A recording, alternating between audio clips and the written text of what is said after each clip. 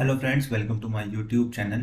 Today I am going to tell you how can we convert our 3D model, 3D elevation model into a 2D line work for elevation working drawing, making an elevation working drawing.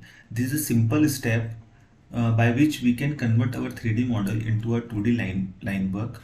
Today I am going to tell you that step. Within a 15 to 10 to 15 seconds, you will convert your 3D model into a 2D line work. First of all, we are going to a layout one.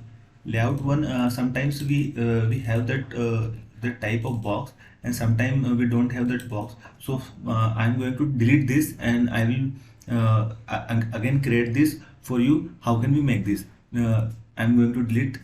I deleted that, and then we are going to viewport, named viewport, and OK. Draw a rectangle, just a simple rectangle, and you can see that our model is in it. Now we have to double click on that box and we entered in that box, and then we are going to draw, modeling, setup, and profile, and select whole model, enter, enter, enter, and enter. Our model is converted in 2D.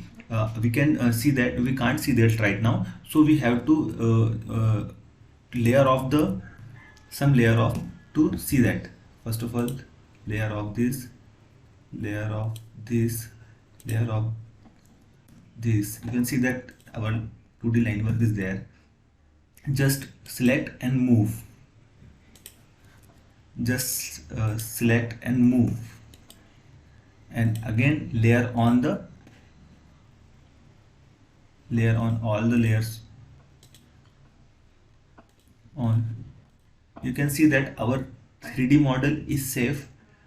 It converted into a 2D line work, and there is a two types of line work. First is in front line work, and second is rear line work. So we are working on a front line work, and we also have a rear line work also. So you can see that there is a two types of line work.